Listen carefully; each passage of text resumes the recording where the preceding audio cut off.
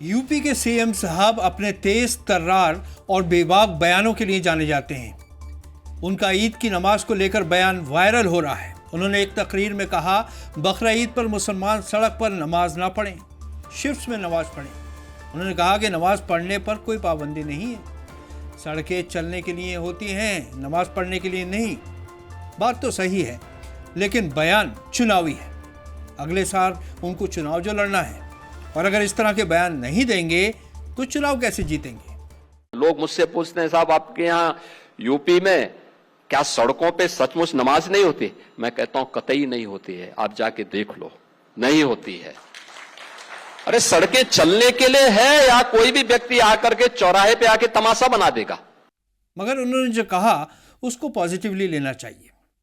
एक मंजर का तस्वुर कीजिए, सड़क पर जागरण हो रहा है और एम्बुलेंस जिसमें आपका कोई रिश्तेदार फंसा है, तो आपको कैसा लगेगा? आप इरिटेट होंगे और फिर लंबा रास्ता लेकर निकल जाएंगे। ठीक यही हाल गैर मुस्लिम लोगों का होता है जब वो सड़क पर आपको नमाज पढ़ता देखते हैं। इससे परहेज करना ही मुनासिब है। शिफ्ट्स में नमाज पढ़ने पर इस्लाम में कोई पाबंदी नहीं है, और आजकल तो बहुत सारी मस्जिदों में जुम्मे की नमाज भी 2 शिफ्टों में होने लगी है।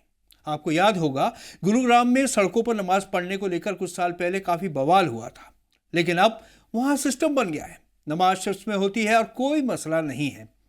हर मुश्किल का हल निकाला जा सकता है बिना किसी इख्तिलाफ के। हाँ, ये ज़रूर है कि इमाम साहब को 2 बार नमाज पढ़वानी पड़ जाती है और उन्हें अपना खुतबा छोटा करना पड़ता है। वैसे 45 डिग्री टेम्परेचर में बेतुका खुतबा सुनना भी भारी पड़ जाता है।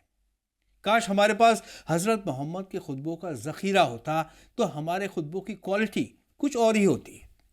जहाँ तक नमाज की बात है तो इमाम बुखारी और इमाम मुस्लिम की हदीस का हवाला देते हुए हज़रत अनस बिन मालिक ने कहा, जब पैगंबर मोहम्मद इमामत करते थे तो वो इस बात का ख़ास ख्याल रखते थे कि अगर नमाज पढ़ते वक्त कोई बच्चा रोने लगे तो नमाज मुख्तसर तरीके से पढ़ी जाए ताकि उस बच्चे की माँ परेशानी में मुब्तला ना हो।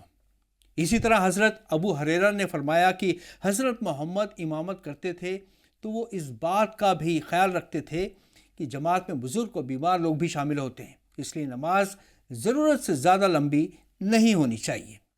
सीएम साहब ने कहा, ईद की नमाज को लेकर हुक्म की तामील नहीं की गई तो कार्रवाई होगी। अच्छी बात है, लोगों को उनकी हिदायत को गंभीरता से लेना चाहिए, लेकिन इंसाफ तभी होगा जब सीएम साहब किसी और मजहब के लिए भी सड़क का इस्तेमाल नहीं होने देंगे।